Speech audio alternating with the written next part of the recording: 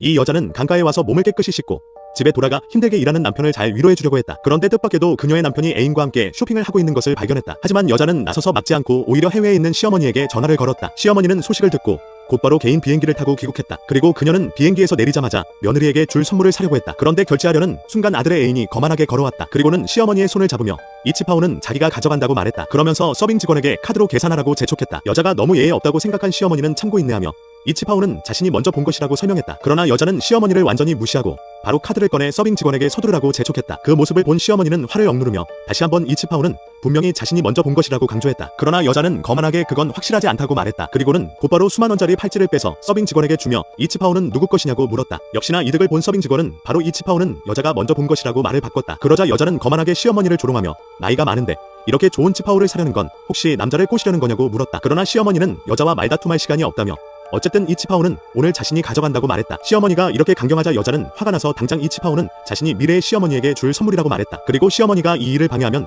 자신의 남편이 절대 가만두지 않을 거라고 경고했다. 이 말을 들은 시어머니는 웃음만 나왔다.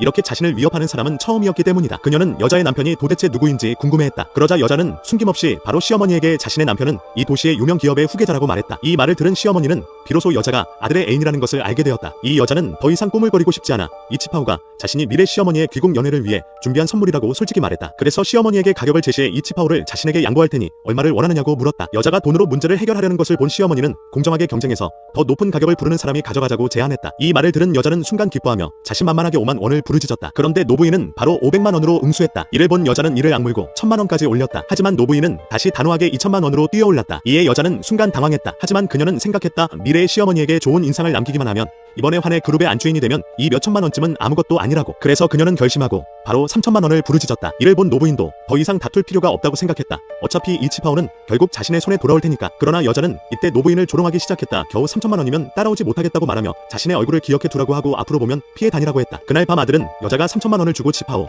한 벌을 샀다는 사실을 알고는 순간 폭발했다. 이 일이 어머니에게 발각되면 나는 정말 큰일 난다고 말했다. 그때 노부인도 다가왔다. 맨 처음으로 아들에게 물었다. 요즘 며느리와의 감정은 어떠냐고. 이 말을 들은 아들은 순간 당황했다. 어머니가 무언가를 알아챈 것은 아닐까 걱정되어 그는 단호하게 우리 감정은 매우 안정적이다고 말했다. 그리고는 곧바로 화제를 돌려내일 귀국 연회에서 내가 한 친구를 소개하고 싶다고 말했다. 노부인은 아들이 말하는 친구가 바로 그의 전부라는 것을 분명히 알고 있었다. 그래서 나도 내일 귀국 연회를 기대한다고 말했다. 어느덧 다음 날 귀국 연회가 되었다. 나쁜 여자는 얼굴에 득이양양한 표정을 지으며 두 명의 아첨꾼을 데리고 연애 현장에 도착했다. 그녀는 오늘 성공적으로 미래의 시어머니에게 잘 보이기만 하면 자신이 부잣집에 시집가는 것은 거의 확실하다고 생각했다. 그리고 남자도 먼저 어머니가 먹색 예복을 입을 것이라고 말했다. 여자는 한눈에 단정하고 위험 있는 뒷모습을 보고 그것이 바로 자신의 미래 시어머니라고 단정했다. 그래서 흥분하여 앞으로 나아가 시어머니에게 인사를 하려 했다. 하지만 노부인이 고개를 돌리자 여자는 깜짝 놀랐다. 노부인이 똑같은